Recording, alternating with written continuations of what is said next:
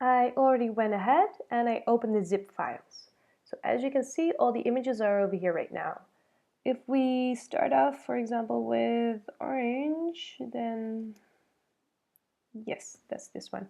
Click and drag on the image and drag it to Photoshop and it will open automatically. And the first thing that we're going to do here is, as you can see in the layers panel, we're going to duplicate the background layer. Click and drag it to this icon down here. Click again on that icon to create a new layer. And that layer we're going to put between the other ones. Select the top layer. And what we're going to do now is there are different ways of cutting out images. The easiest way is to use the rectangular tool. You can find that here in the right, on the left sidebar, or use shortcut M.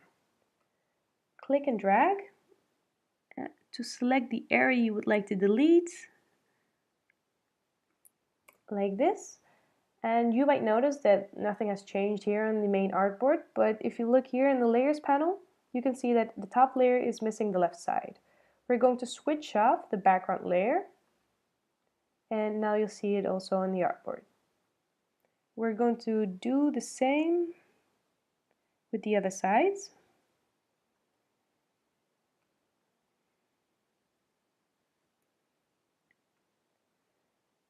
And like that. Well, as you've noticed, the orange is round, so we're not able to delete anything else with a rectangular tool. So we're going to use the magic wand tool. Shortcut W, or click here in the left panel, and we're going to select the white part. So just click once and it will select all the pixels based on tone and color. And press delete again. That's one way of deleting the white part, but I will explain to you further how this works. Here above you can see that the tolerance level is set at 50. That means that it will take all the pixels that have more or less the same tone and color. But if I would change that to 5, it would only take a small part of it. You have to be very careful. So if you want to select a bigger area, you can use high numbers. But if you want to be more precise, you should use a lower number. But for this area, I mean the sides over here, I'm going to use the eraser tool. First, deselect everything. The eraser tool is shortcut E, and it's very simple. It's just clicking and dragging. Click and drag. Very simple.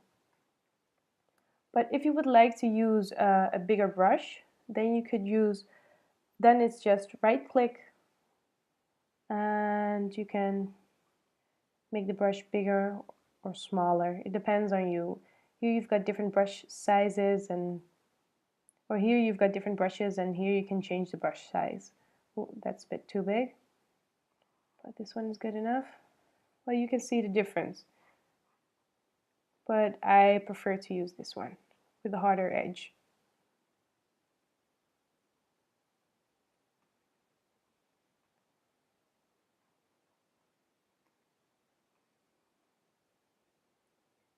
And that's it. I'm going to select the direct selection tool and click on the layer in between.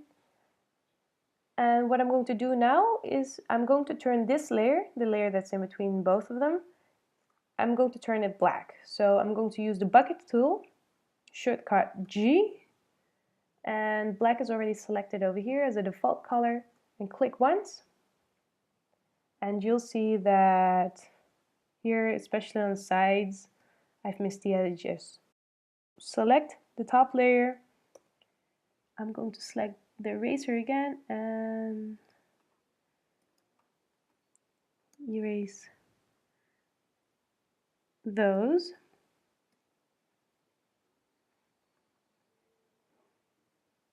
Direct selection and zoom out.